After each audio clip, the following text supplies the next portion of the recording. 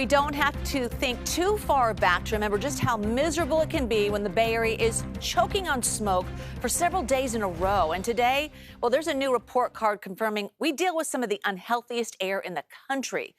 The State of the Air report card from the American Lung Association ranked the Bay Area the 5th worst for annual particle pollution out of more than 200 metropolitan areas. We were 7th worst for exposure to short-term particle pollution and then 12th worst for ozone pollution. Almost every Bay Area county got a failing grade for short-term spikes in particle pollution. That was driven mostly by all the wildfires that sent smoke our way during the 2020 and 2022 areas when the report collected its data then. So who can forget the day the sky turned that eerie orange in 2022? Hard to forget. But there's also everyday sources that contribute to our bad air. Amanda Harry is live at the Bay Bridge Toll Plaza with a closer look at our overall pollution picture there. Let's give it a better grade, Amanda. Yeah, the American Lung Association says too many people are breathing in unhealthy air too often, and it's putting their lives at risk. But it's hard to avoid all of the pollutants, one of which is what you see behind me here, all of these cars driving by. The Bay Area is one of the most impacted regions in the country when it comes to bad air quality, according to the American Lung Association. A lot of change, the air changing. We caught up with Hewitt Windeni at Bateman Park in Berkeley. She says she likes being outside, but the air quality recently started causing her problems. Around like a year and a half, yeah. I never had allergy before.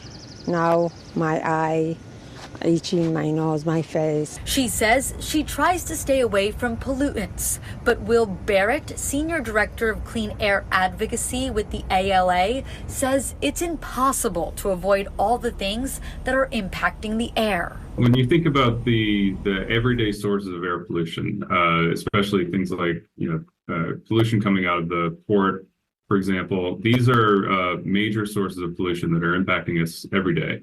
But there's also, when you layer in on top of that, the wildfire smoke episodes that we've seen over recent years, it's really adding to the challenges of keeping the air clean for every community. Wildfires are major contributors, setting California and the Bay Area apart from other areas.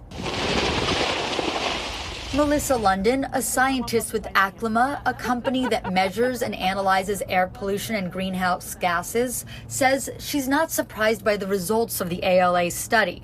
She says the high level of particulate matter, or PM, in the air can be detrimental to people's health. High PM levels impact almost every aspect of your body, but certainly they're known to increase like asthma, cardiovascular system.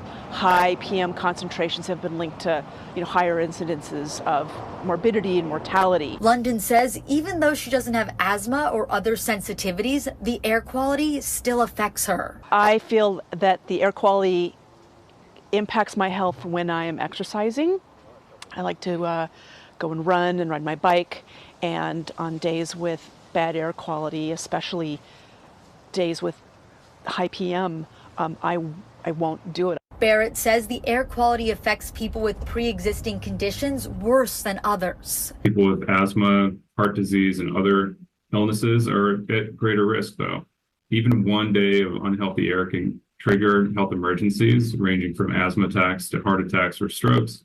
And in long-term cases with particle pollution, lung cancer, and premature death. He says when the air quality index shows the air is particularly bad, people in sensitive groups should reduce their time outdoors and use a HEPA air cleaner while inside. Windeni says if things continue on this trajectory, she worries for future generations. Continue like this, yeah. It's gonna continue like this. Everything make you worry now. Yeah, for a lot of kids, yeah.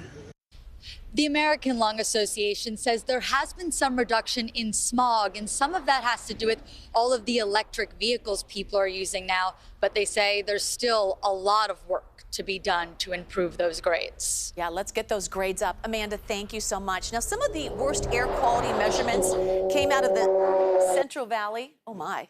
Big bus there. Came out of the Central Valley with Bakersfield topping the list for unhealthy particle pollution levels. We've posted a link to the full report card in the top story on our website. That's at kpix.com.